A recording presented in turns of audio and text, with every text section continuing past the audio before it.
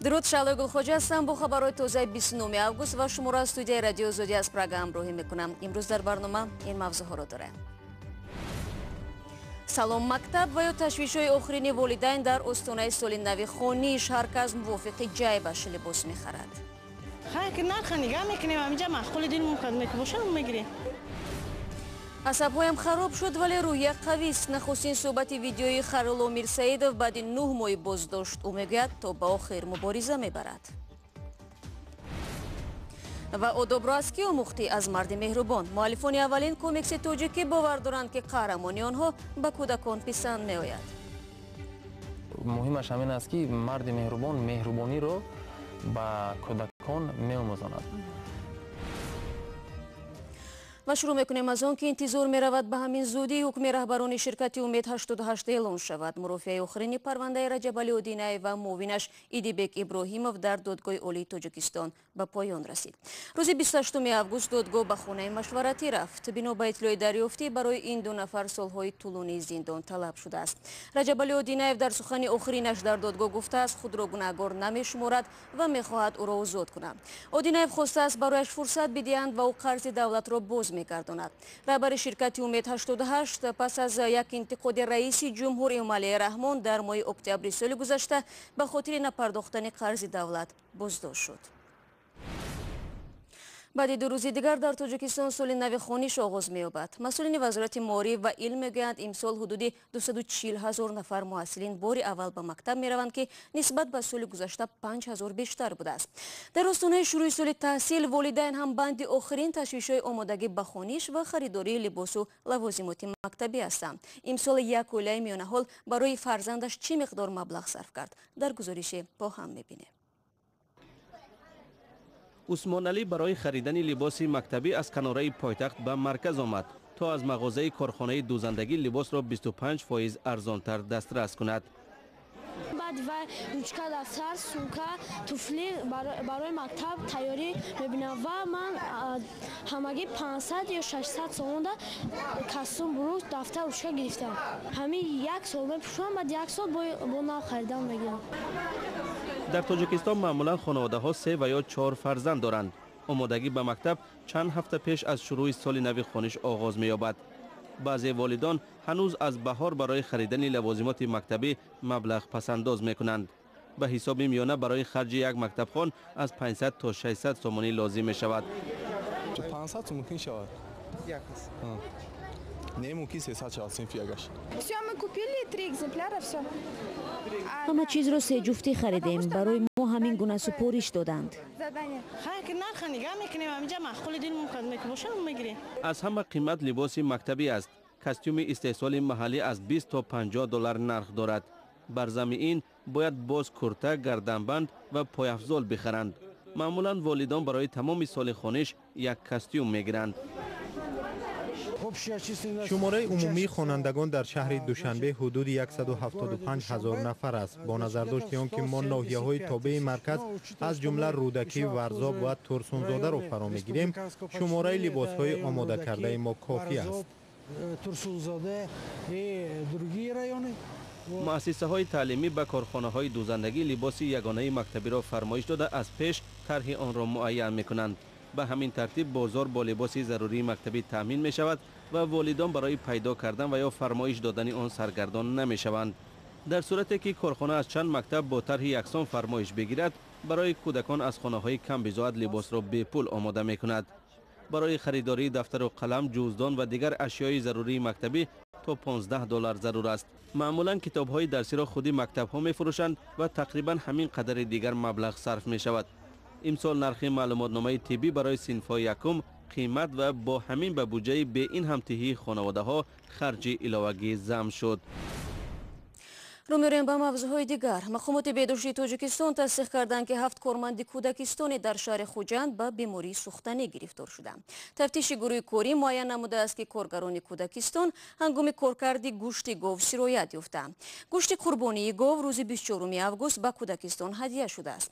кормандони ин говро дар ғизои кӯдакон истифода накарда байни ҳам тақсим намудаву ба хонаҳояшон бурданд.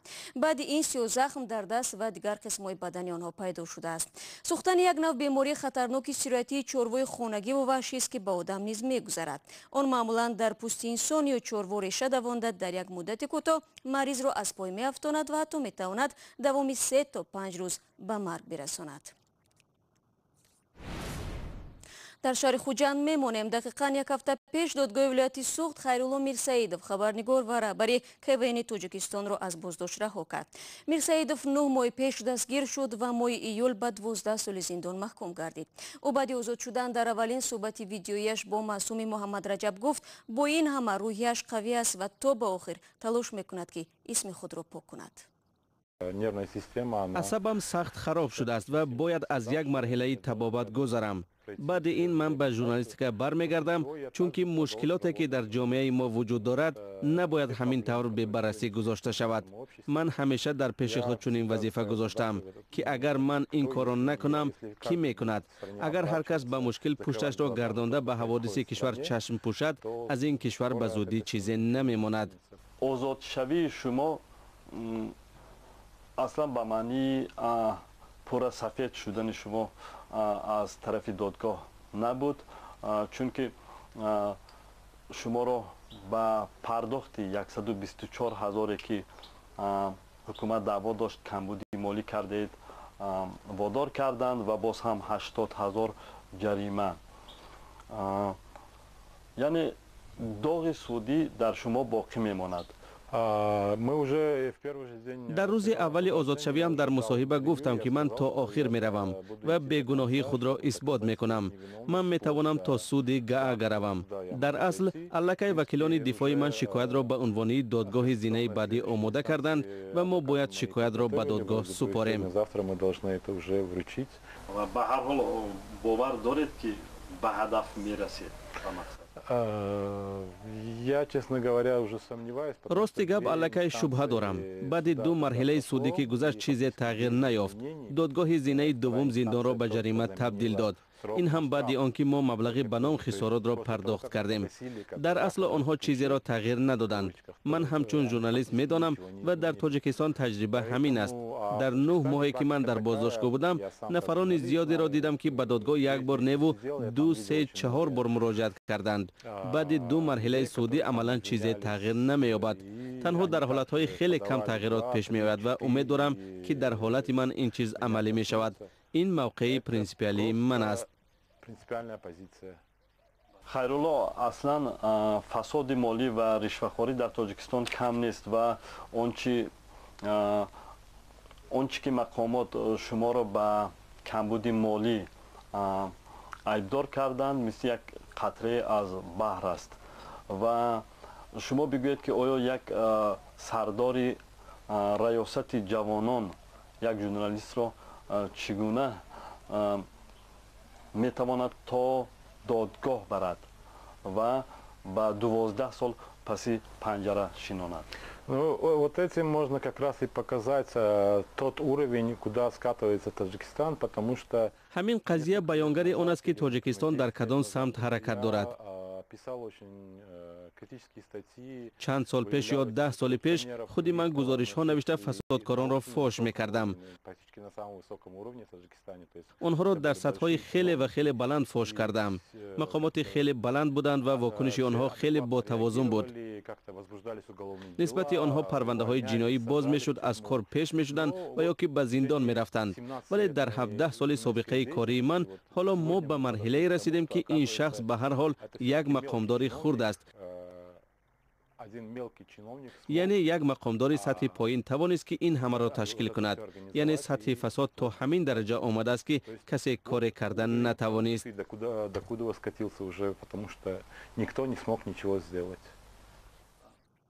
бинандаи азиз, шакли муфассали суҳбатро метавонед дар вебсайти Радиои Озодӣ ва ё Озодӣ видео ютуб пайдо кунед.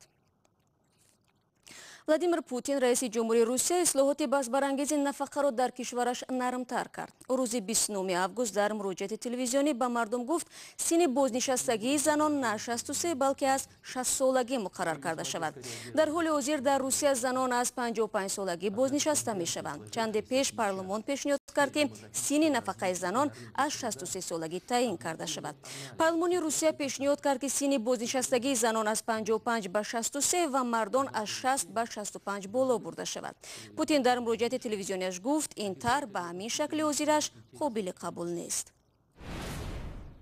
бармегардем ба Тоҷикистон. Дар Тоҷикистон аввалин комикси тоҷикиро офариданд, ки ба бовари муаллифонаш метавонад дар дили кӯдакон беҳтарин эҳсосоти инсониро бедор кунад. Комикси Марди меҳрубон ба 3 забон тоҷикӣ, русӣ ва англисӣ давоми 1 сол таҳия шуда қарор аст фардо дар душанбе муариффӣ шавад. То куҷо Марди меҳрубони тоҷик метавонад ҷойгузини қаҳрамонҳои хориҷӣ шавад, ҳанӯз маълум нест, вале бо сужаи ин комикс ҳамин ҳоло метавонед аз гузориши Сарвинози Рӯҳулло ошно шавед.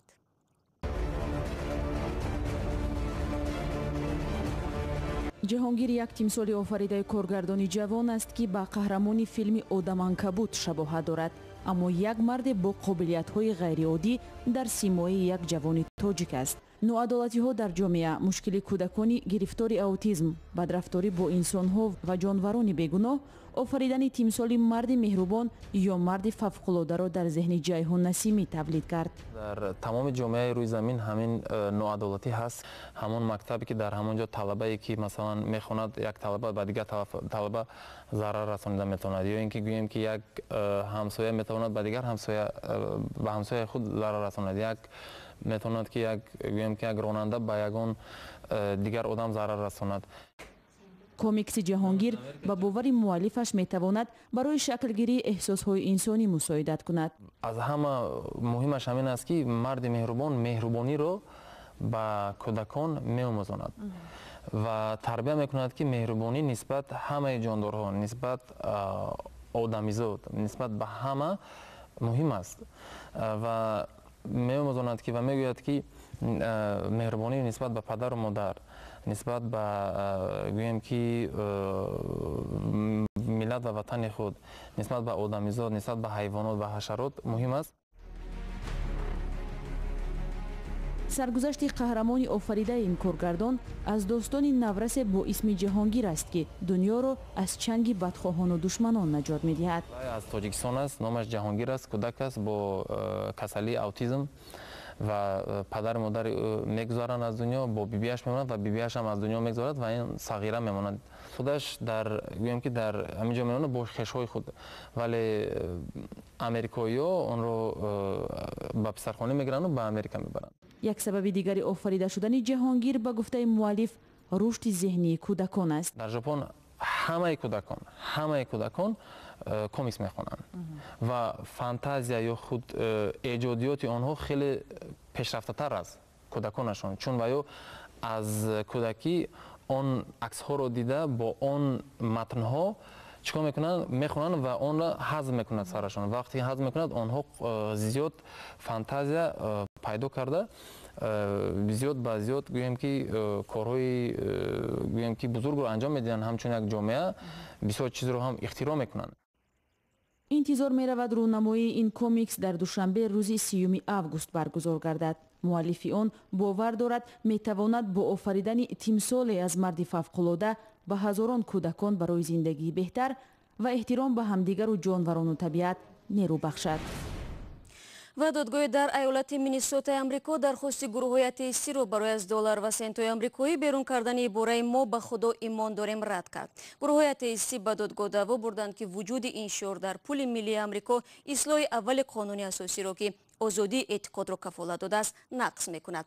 «Мо ба худо имон дорем» бори аввал дар тангаҳои амрикоӣ соли 1864 замони ҷанги шаҳрвандии шимолу ҷануб пайдо шуд. нашри он дар пулҳои коғазӣ миёнаи солҳои 60 дар ҳоле оғоз гардид, ки Конгресс онро шиори миллии Амрико эълон намуд. و با امید خبرهای خوش و تنصیحاتی شما نشر نوبتی برنامه خبری را به پایان میرسانیم. خبرهای بیشتر از این را شما در سامانه رادیو آزادی میتوانید پیدا کنید. خبرها شما را منتظرند. همین گونه در یوتیوب نیز میتوانید گزارش‌های دیدنی را پیدا کنید. صفحه‌های ما در شبکه‌های اجتماعی نیز در اختیار شما بیننده عزیز است. سپاس برای همراهی. روز خوب داشته باشید و تا ملاقات فردا در همین وقت خدا نگهدارت.